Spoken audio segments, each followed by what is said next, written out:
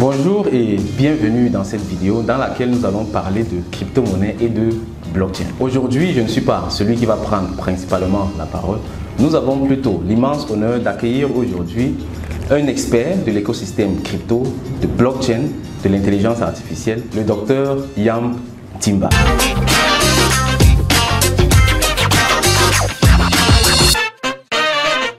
Bonjour docteur. Bonjour Côte Zangé. Comment vous allez? Je vais bien, il fait beau temps ce matin. Ah super, soyez la bienvenue au CIA. Merci. D'accord, aujourd'hui on parle de crypto-monnaie et de blockchain. La première question que j'ai envie de poser, c'est vu que sur les réseaux sociaux, dans la société également, beaucoup de personnes ne savent pas encore de quoi il s'agit. Donc on va commencer par les fondamentaux. D'abord, c'est quoi la crypto-monnaie, c'est quoi la blockchain? Je voudrais qu'on rassure déjà tous ceux qui nous regardent en leur disant que quand ils entendent crypto-monnaie, qu'ils ne prennent pas leurs jambes à leur cou. Ouais. Ils doivent savoir que c'était exactement la même réaction qu'avaient tous ceux qui voyaient les voitures à la fin du 19e siècle. Ils se disaient, mais non, nos chevaux, c'est beaucoup plus sûr. Ces histoires en fer. Oui, mais aujourd'hui, ils voient très bien que les voitures, ça ne peut pas être comparé aux chevaux. La crypto-monnaie, ce n'est pas quelque chose de mauvais. La crypto-monnaie a peut-être été mal expliquée aux Camerounais, aux Africains et à beaucoup de peuples dans le monde. Tout simplement parce que, malheureusement, les premiers qui en ont parlé n'ont pas fait comme vous le faites ici au CIA, c'est-à-dire avoir une attitude de formateur, de coaching, de mentoring, et de pouvoir expliquer aux gens que c'est d'abord une technologie, que la crypto-monnaie, c'est simplement l'utilisation d'une science qui existe, ou si vous voulez, d'un aspect de la science qui existe en mathématiques, la cryptographie. Okay. Je crois que personne ne va nous dire que les mathématiques, c'est quelque chose de mauvais. Absolument. Donc c'est de la cryptographie, c'est la capacité de pouvoir, si vous voulez, protéger un certain nombre d'informations via un certain nombre de dispositifs numériques et qui permettent donc il n'y a que ceux qui émettent et ceux qui reçoivent et qui en ont les droits et la légitimité qui peuvent décrypter ces informations-là. Okay. Donc, au fond, la crypto-monnaie, c'est quelque chose qui rend la monnaie totalement sécurisée, mais de façon numérique. Okay. Et il faut qu'ils se souviennent que Satoshi Nakamoto, qui est le père du Bitcoin, ne me demandez pas si c'est une personne individuelle ou morale, je ne sais rien, personne ne le sait d'ailleurs, mais Satoshi dit,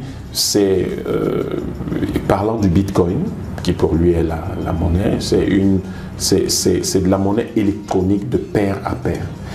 Donc il y a cet avantage que c'est purement électronique, donc ça va coûter beaucoup moins cher à la société et ça va permettre grâce à cela l'accès au plus grand nombre, d'une part, et d'autre part, et c'est peut-être là le côté qui ne plaît pas souvent aux institutions, c'est que ça va faire disparaître le tiers de confiance. En matière financière, c'est généralement la banque.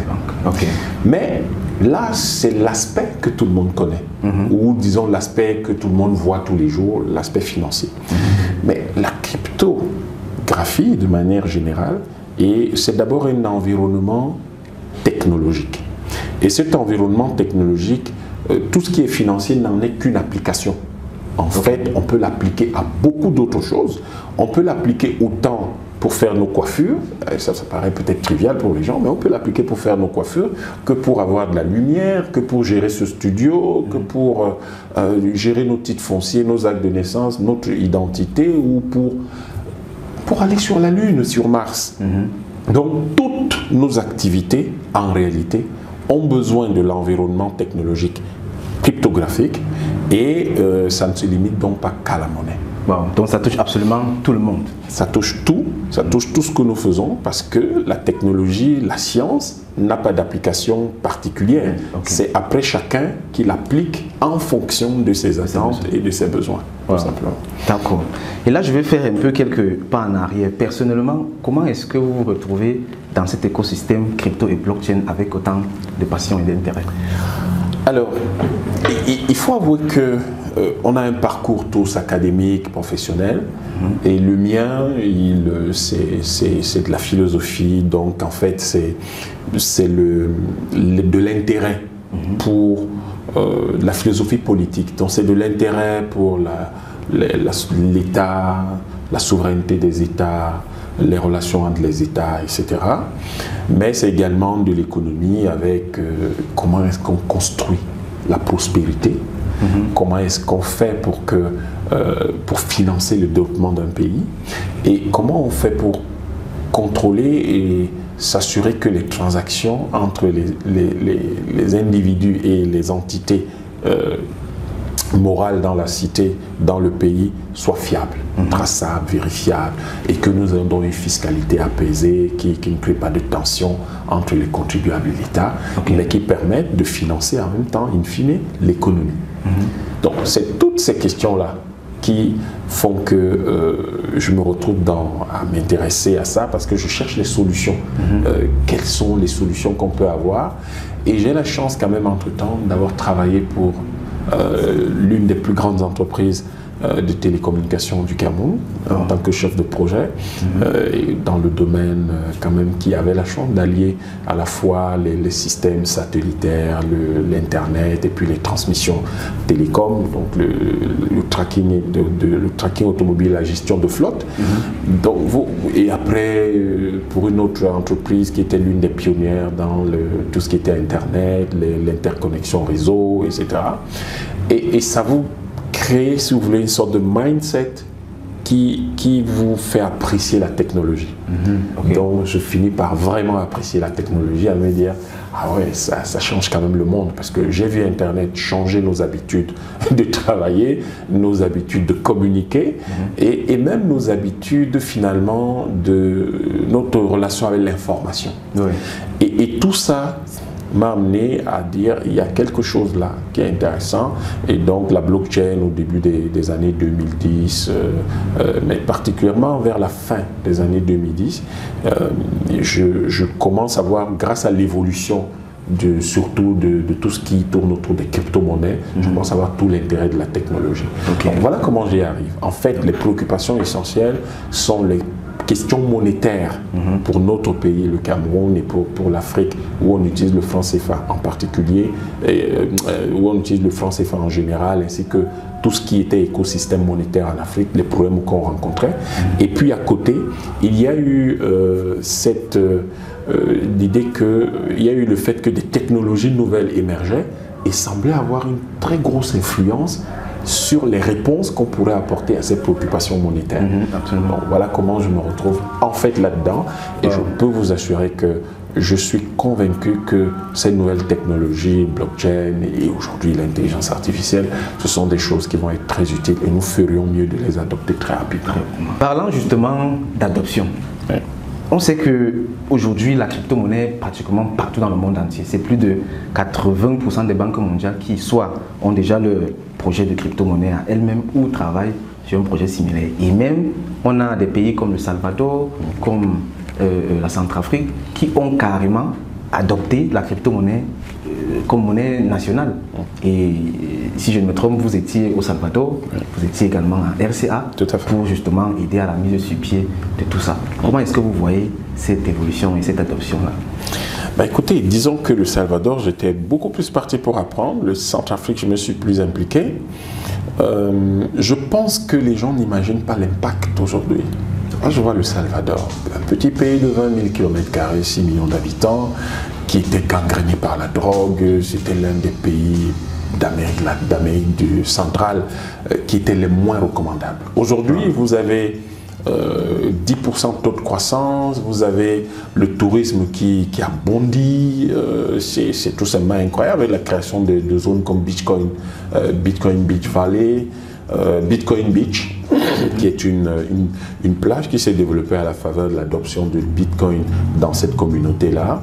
Et donc ça le commerce, on échange en Bitcoin. Et j'étais très frappé quand j'y étais la première fois en 2022 de voir que j'ai acheté un t-shirt avec du Bitcoin, que j'ai payé mon taxi de l'aéroport à l'hôtel, c'est 50 km.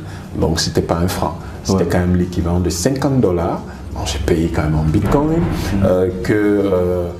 dans mon portefeuille, j'ai dû acheter de la nourriture. J'ai ramené de jolis colliers à mes filles et elles étaient très contentes. J'ai déjà acheté ça en Bitcoin. Et puis la petite là, qui me demande, ça veut dire quoi Bitcoin? Parce que évidemment pour elle, c'était un mot nouveau, elle n'avait jamais entendu parler de ça. Mais c'est pour dire quoi? Vous avez ce pays où aujourd'hui vous avez des investissements massifs parce qu'il y a beaucoup d'acteurs du secteur du Bitcoin qui s'installent et qui boostent donc l'économie et la consommation. L'économie, particulièrement la consommation, mais aussi qui installent la technologie. Vous y trouverez des startups dans tous les sens que vous imaginez quand on prend l'écosystème Bitcoin. It's a new country, and now this new country has a new legal tender that is the Bitcoin. So right now I am working hard as much as I can. I get paid on Bitcoin and I'm saving my money. Mais il y a quelque chose qui m'avait frappé, c'est le Volcano Bond. C'est-à-dire qu'ils ont pu lever en Bitcoin l'équivalent de 1 milliard de dollars pour faire de la géothermie, qui devrait pouvoir leur assurer l'autonomie énergétique pendant quelque chose comme une trentaine d'années.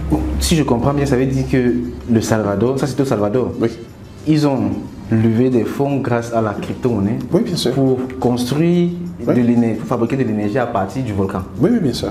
Et quel a été l'avantage de faire ça avec le Bitcoin, avec la crypto-monnaie? Écoutez, l'intérêt, c'est que si vous avez demandé 1 milliard de dollars, vous êtes le Salvador, vous demandez 1 milliard de dollars à la Banque mondiale, FMI ne vous donne pas ça. Vous représentez quoi? Vous êtes 6 millions d'habitants, vous n'êtes rien du tout, vous êtes un pauvre petit pays d'Amérique centrale, ils ne vous donnent pas 1 milliard de dollars. Attendez, ils vont croire que vous rigolez un peu de leur demander 1 milliard de dollars. Mais l'écosystème Bitcoin, qui a quand même une capitalisation qui aujourd'hui a quelques milliers de milliards de dollars, cherche des investissements durables. Et il faut savoir que les bitcoiners ont besoin d'avoir de l'énergie bon marché pour faire du mining. Et donc, comme ils veulent faire du mining, eh ben, ils trouvent les spots, donc ils ont des espaces au niveau international où on leur permet d'investir à moindre coût et de pouvoir donc faire des choses. Mais ils contribuent de cette façon à l'économie locale.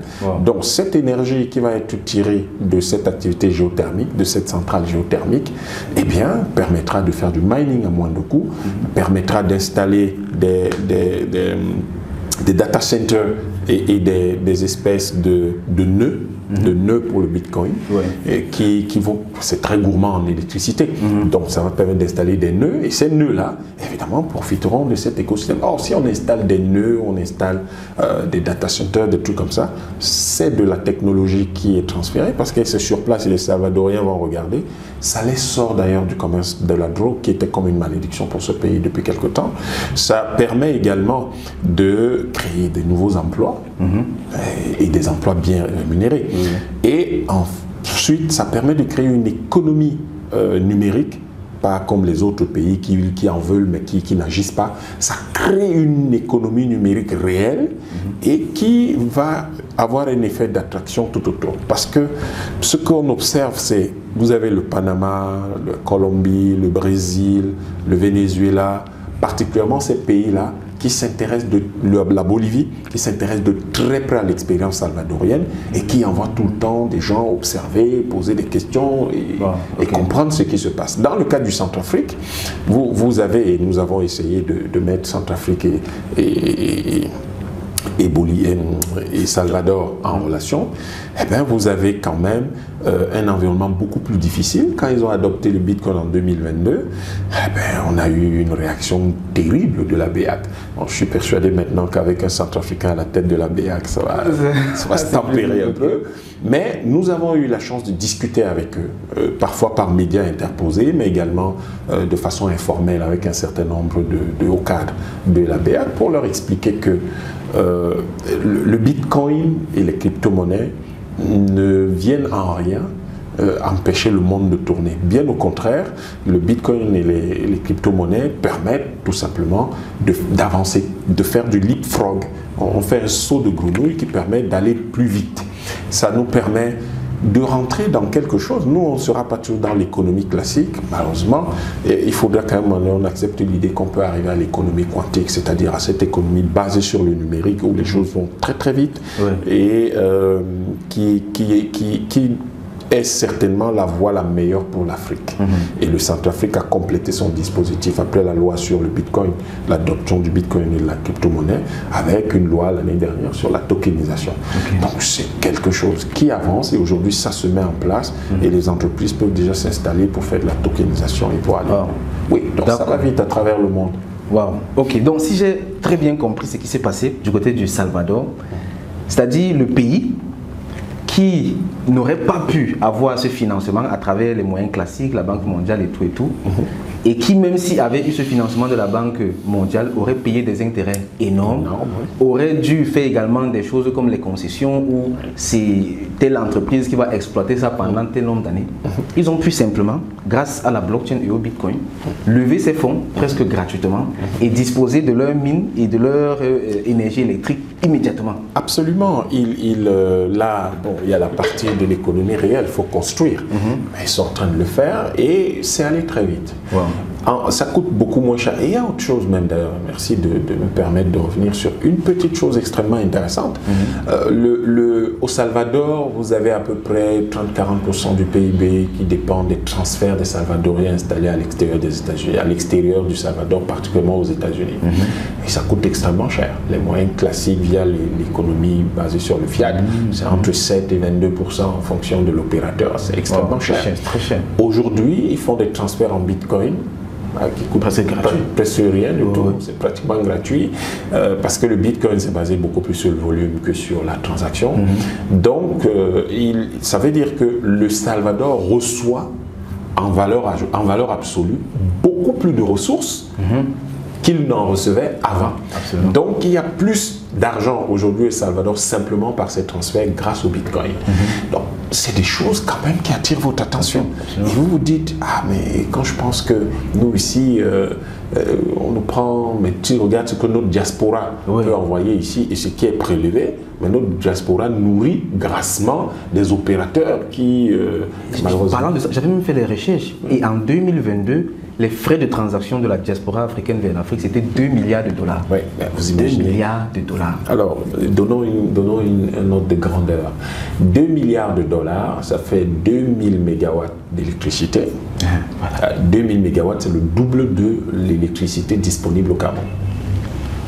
Donc, vous dites qu'avec les frais de transaction sur une année, on triple la capacité, on triple l'énergie disponible dans un pays comme le Cameroun. Ça, c'est ce qu'on a perdu gratuitement comme ça, qu'on ne perdrait pas avec la crypto-monnaie. Tout simplement. C'est ce qu'on a perdu. Et 2 milliards de dollars, c'est l'équivalent du PIB du Centrafrique. Waouh. Ouais, ça, on a du mal à le croire, mais c'est la vérité.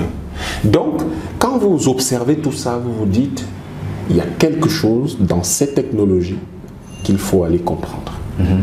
Et c'est ça que le Centrafrique essaie de domestiquer et de mettre à disposition de l'Afrique centrale. Le Salvador avance, il y a un portefeuille public, il s'appelle le Kivo, qui est un portefeuille de l'État. Donc les salaires sont payés, vous pouvez faire vos courses avec, vous pouvez faire des transferts de personne à personne, etc. au Salvador. Évidemment, les banques ne s'en plaignent pas, parce que l'État a décidé que c'est comme ça. Et elles ont même bon dos, elles ont trouvé là une belle opportunité, c'est de s'investir dans ce créneau. Et du coup, il y a aussi d'autres portefeuilles privés. Il y a Bitcoin Beach Wallet, qui était la communauté qui s'était installée autour de la plage, c'est environ à 30-35 km. 30-45 km de la capitale El Salvador, qui s'était installée là. Et aujourd'hui, c'est devenu Blink. Ils ont changé de nom. Mais c'est extrêmement intéressant parce que ça a généré une nouvelle économie. Donc, ça va très vite. Les transferts de notre diaspora vers l'Afrique, en fait, on peut améliorer l'impact de ces transferts sur l'économie africaine. Je rappelle aux gens que l'Union africaine, c'est 650 millions de dollars chaque année, en tout cas l'année dernière. Ce qui veut dire que les transferts de notre diaspora, c'est 3 fois le budget, les frais seulement. Les frais de transfert, c'est 3 fois le budget de toute l'Union africaine. C'est extrêmement intéressant. Donc, si on peut récupérer ces frais-là, donc on peut autonomiser l'Union africaine. Absolument. Et là, pousser à s'occuper des vrais problèmes de notre continent. et non pas à être là à fignoler parce que comme c'est l'Occident qui apporte les 400 millions sur 650, eh bien c'est eux qui décident en fait de l'agenda de l'Union africaine. Les gens ne voient pas à quel point tout ça peut modifier totalement même la géopolitique internationale. Absolument. Donc les Américains sont bien contents aujourd'hui de voir que le Salvador est devenu calme, il n'y a plus de drogue, les jeunes s'intéressent à quelque chose qui leur apporte un peu d'argent et qui les fait rêver. Ouais. Donc tout le monde est content, tout le monde est gagnant là-dedans.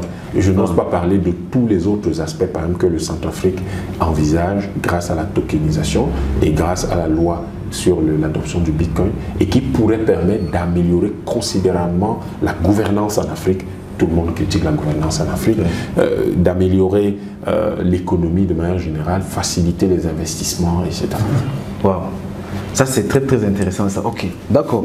Jusqu'ici, nous avons beaucoup plus parlé des États, des gouvernements et tout et tout. Si on revient maintenant au niveau de l'individu lambda, le citoyen lambda, en commençant par exemple un fonctionnaire, un opérateur économique, comment est-ce que la blockchain, le Bitcoin peuvent l'aider dans ses activités quotidiennes, que ce soit les transferts, les paiements, etc. etc.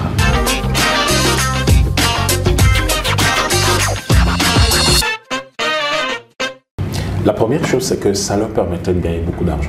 Ils peuvent créer des entreprises. Ok. Je prends un exemple tout bête. L'une des plus grosses difficultés dans un pays comme, dans n'importe quel pays en Afrique, vraiment prenez un pays lambda en Afrique, c'est par exemple les questions foncières. Oui, absolument. Une belle entreprise avec une belle application basée sur la blockchain permet de gérer le foncier, sécurise immédiatement le foncier et évite donc les annulations de titres fonciers, les problèmes dans les tribunaux. Je rappelle aux gens qu'à Douala, au moins le tiers du contentieux dans les tribunaux est lié au foncier. Ah, ça c'est incroyable. Personnellement, même j'étais à la PJ une fois et juste à côté de moi, il y avait un autre monsieur qui se plaignait. Et les deux, c'était deux messieurs, ils étaient là pour un problème foncier justement. L'un avait acheté son terrain, était allé à la Maïtu, on lui a donné son titre foncier en 2011. L'autre, en 2019, il a acheté pratiquement le même terrain, il est allé à la Maïtu, on lui a donné le titre foncier sur le même terrain. Donc les deux sont là, chacun avait un titre foncier original de la même institution, mais... C'est un gros problème. Avec la blockchain, c'est pas possible. Parce que vous avez l'information n'est pas modifiable, elle est immuable, elle ne change pas, elle ne varie pas, vous ne pouvez pas la modifier, c'est impossible. Et donc, du coup, si quelqu'un d'autre vient, on a les données qui disent que non, ce terrain, il est déjà... En fait, vous détruisez et vous mettez fin à toutes les zones possibles de corruption. C'est très facile. Et l'une des choses aussi auxquelles cette technologie peut aider, là je parlais de créer des entreprises, de développer ce type d'applications qui peuvent même aider le gouvernement qui a du mal à gérer, par exemple, ces 400 000 fonctionnaires, à régler ce problème définitivement en termes de gestion de carrière, de stabilisation des données sur tous les fonctionnaires, etc. Donc, on peut utiliser la blockchain et l'intelligence artificielle, par exemple, pour ce genre de choses. Ça permettrait d'aller vite. D'abord, c'est la première chose. Ils ont des opportunités de création d'entreprises. C'est une nouvelle technologie. Donc, il faut en profiter pour être ceux qui vont porter cette technologie. Qu'est-ce que nous imaginons? Il a fallu que Microsoft se saisisse de cette nouvelle technologie qui apparaissait à la fin des années 70 pour créer Bill Gates pour créer Microsoft.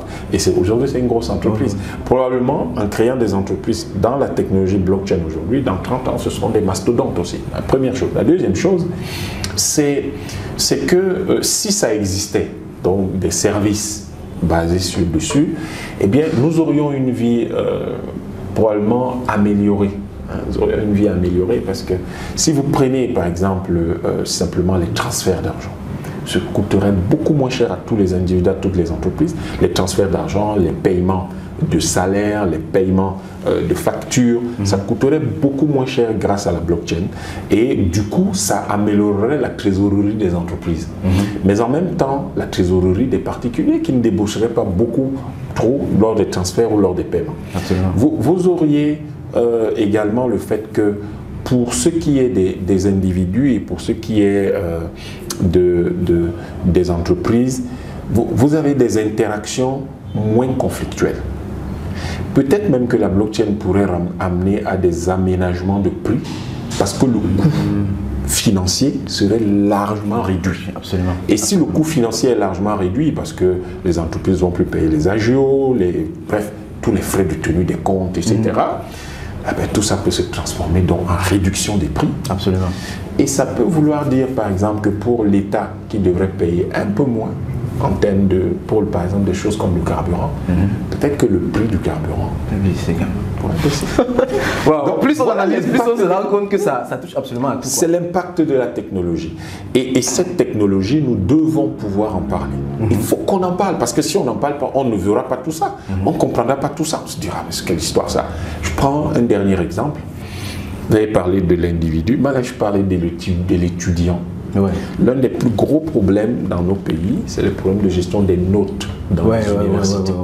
Très, très compliqué. Avec la blockchain, ben, c'est réglé. Wow. C'est totalement réglé. D'abord, ça va coûter beaucoup moins cher en termes de temps aux étudiants pour faire leurs requêtes, tout ça. Et certains qui reprennent des années. Il y a des étudiants qui font 7 ans en licence, en cycle de licence. Pas parce qu'ils sont bêtes, mais parce que la gestion des notes est catastrophique. Et donc, on réglerait un tel problème, ça permettrait de fluidifier le circuit académique et universitaire pour les étudiants. 2, ça coûterait beaucoup moins cher aux universités, parce qu'il faut toujours réunir des commissions de ceci, il faut imprimer plein de documents. Sauf que chaque fois que vous imprimez un document, c'est du papier, c'est de l'encre, c'est des machines, l'ordinateur, l'imprimante, qui s'amortissent, et tout un bureau qu'il faut amortir.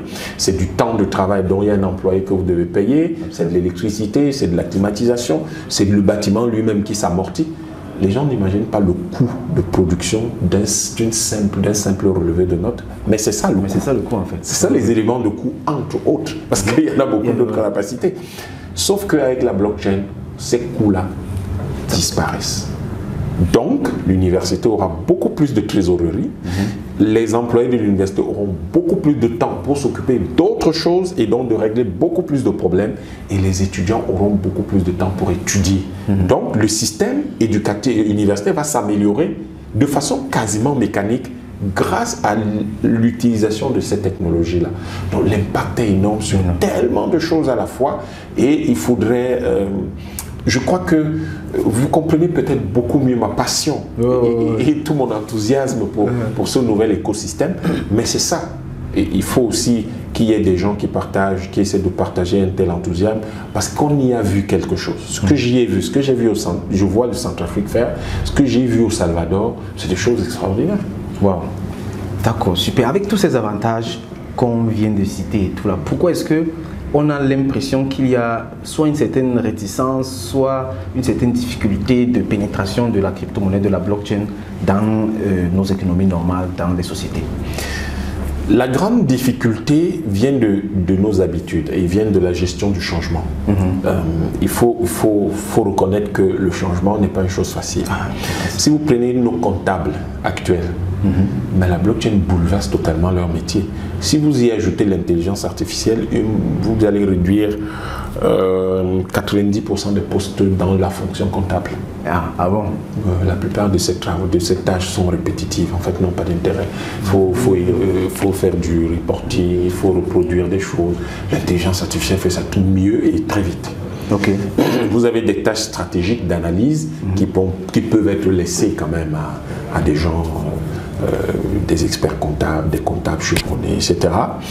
Mais vous ferez disparaître 90% des postes de comptables. Okay. Donc ça fait peur. Ça fait peur aux gens. Oui. Donc on voit que le changement, il fait peur et on a du mal. Sauf que dans le même temps, et c'est tout l'intérêt d'avoir des entreprises comme les vôtres, CIA, c'est qu'il faut former. Si vous formez ces comptables à la blockchain, à l'intelligence artificielle, vous ouvrez de nouveaux champs de compétences qu'ils n'ont pas aujourd'hui. Et ils peuvent donc se recycler facilement. En fait, ils se trompent quand ils croient qu'ils vont perdre leur métier. Ils vont simplement devoir changer de métier. Évoluer. La voiture n'a pas fait disparaître les cochers. Les gens croient que la voiture a fait disparaître les cochers qui conduisaient dans les diligences et tout ça, les chevaux. Mais en fait, ça ne les a pas fait disparaître. Ça les a transformés.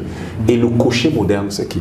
C'est le chauffeur. C'est lui. Tout simplement, c'est le chauffeur. Ouais, donc, ça va faire évoluer les juristes, parce que là aussi c'est le même problème, les comptables, ça va faire évoluer beaucoup de métiers aujourd'hui dans l'informatique qui sont, si vous voulez, les métiers de base. Ça va les faire, mais tout ça va juste connaître une évolution qui va permettre que on travaille mieux.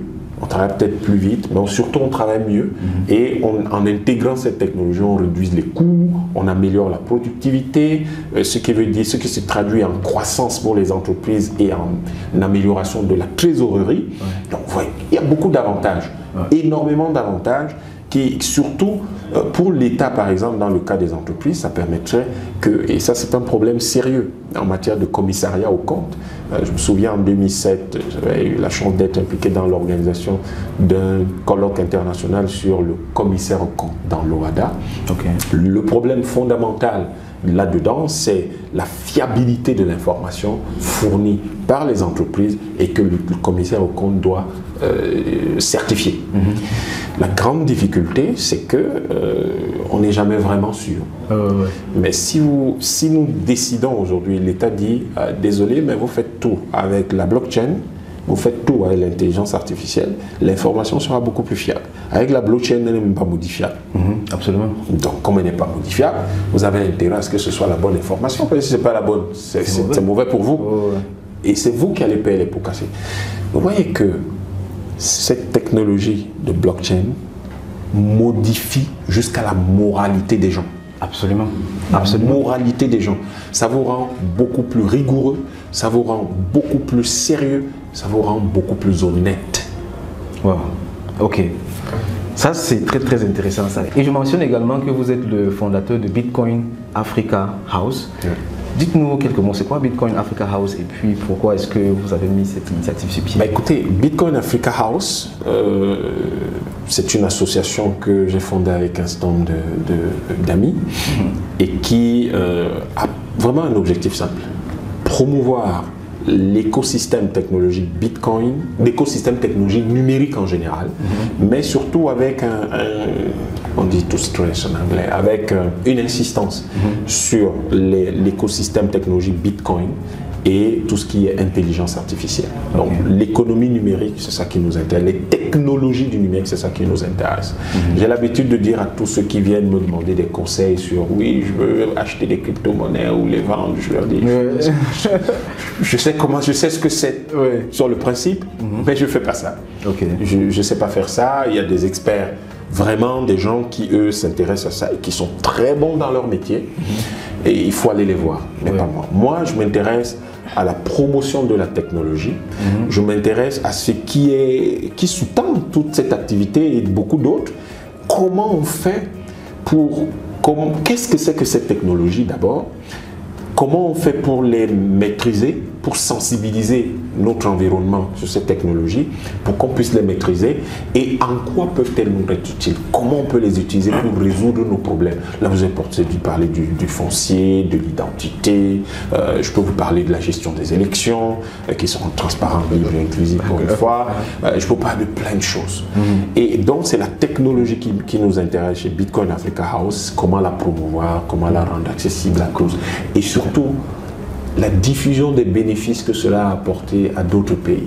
Je n'ai pas du Salvador, du Centrafrique. Et vous voyez que c'est tout ça qui amène tout naturellement à créer une plateforme de réflexion et de promotion.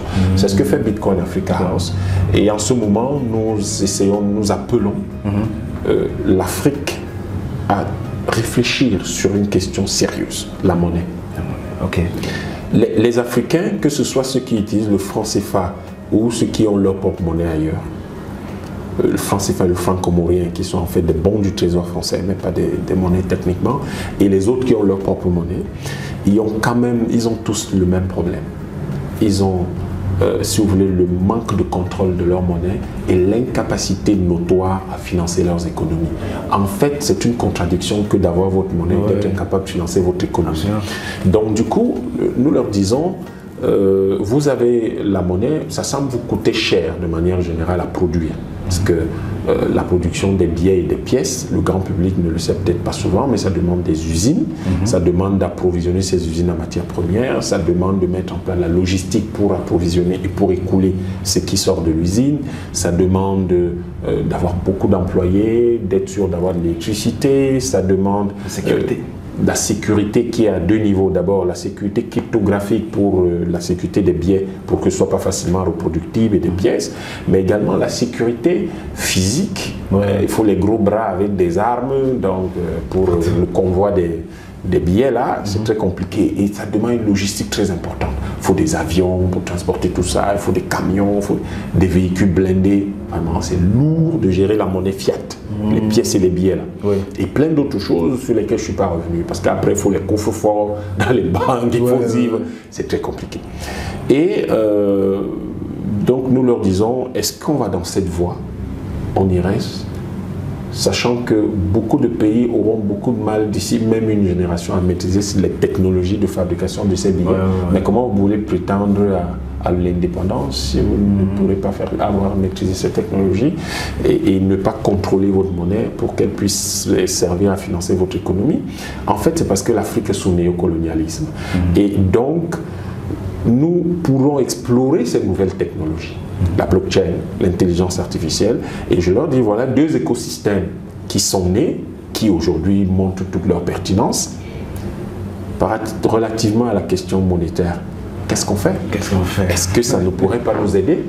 Est-ce que ça ne nous permettrait pas, nous avons cité quelques bénéfices ici tout à l'heure, est-ce que ça ne nous permettrait pas de régler beaucoup plus de problèmes qu'on ne l'imagine?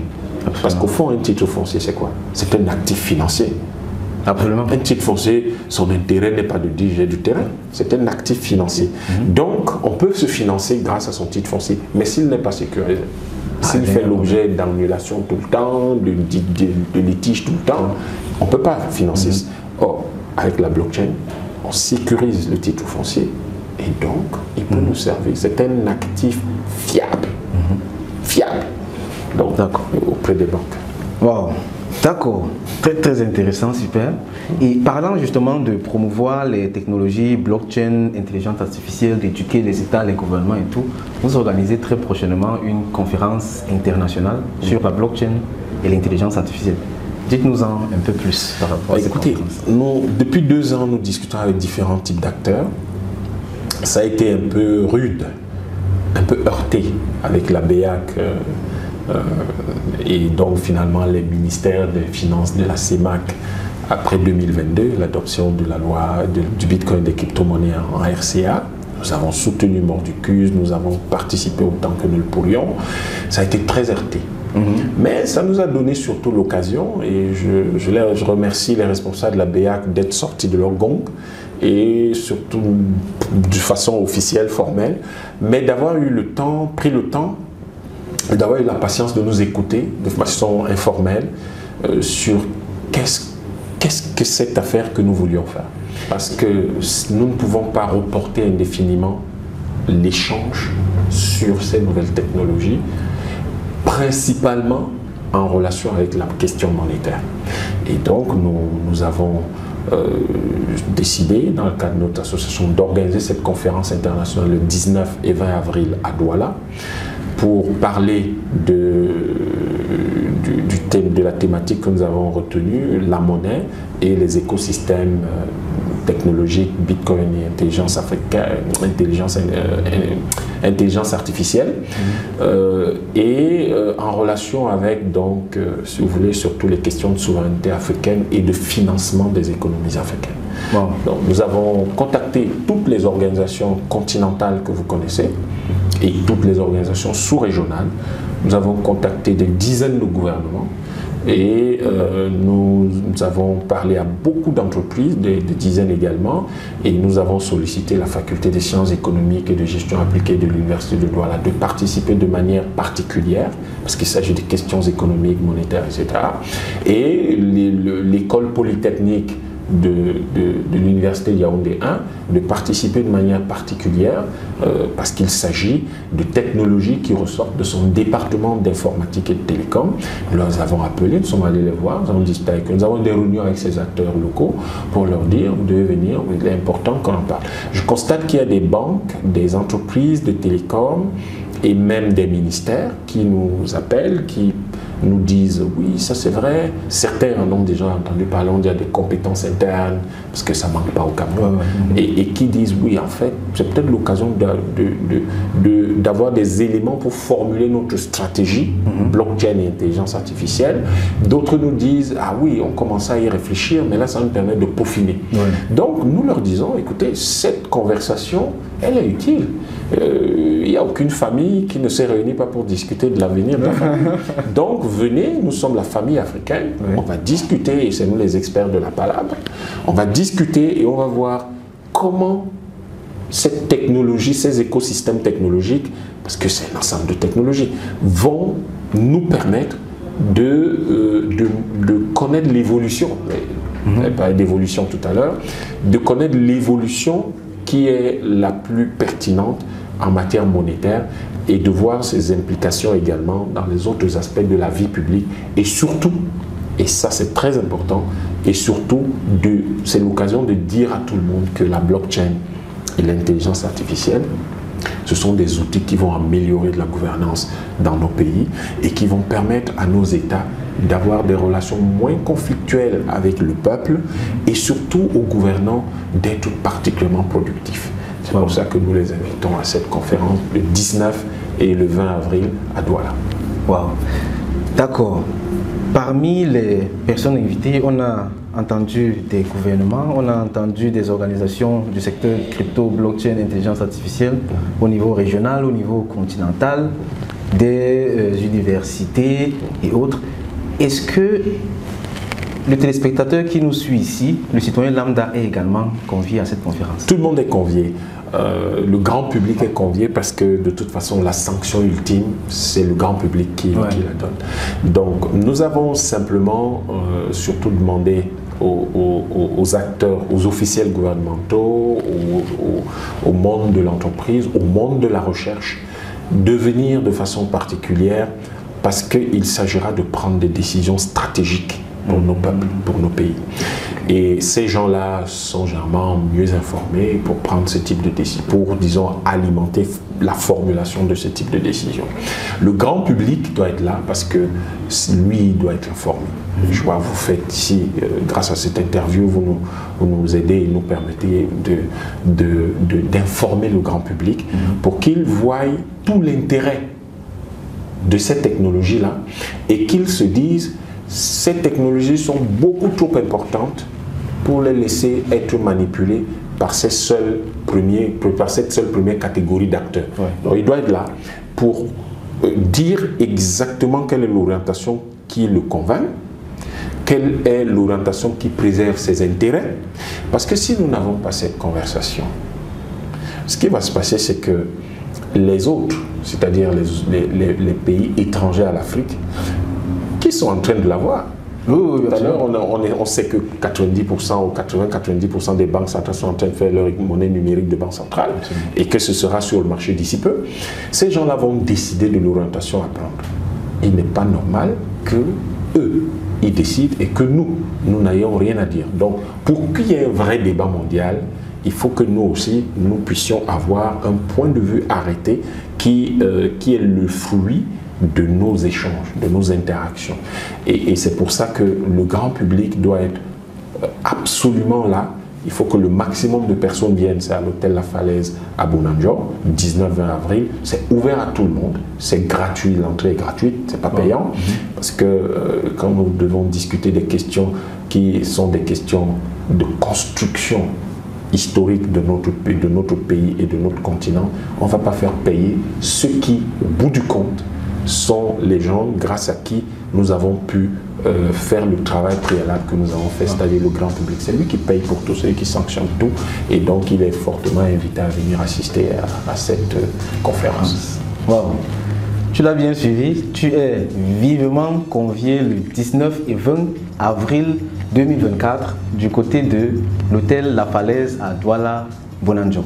C'est une conférence internationale à laquelle je vais personnellement participer, à laquelle le CIA va également participer avec vraiment toutes les énergies disponibles. Merci beaucoup. D'accord, donc c'est sur ce point que nous achevons cette conversation, cette interview qui est tellement passionnante que si on ne s'arrête pas comme ça, on va poursuivre jusqu'à très longtemps.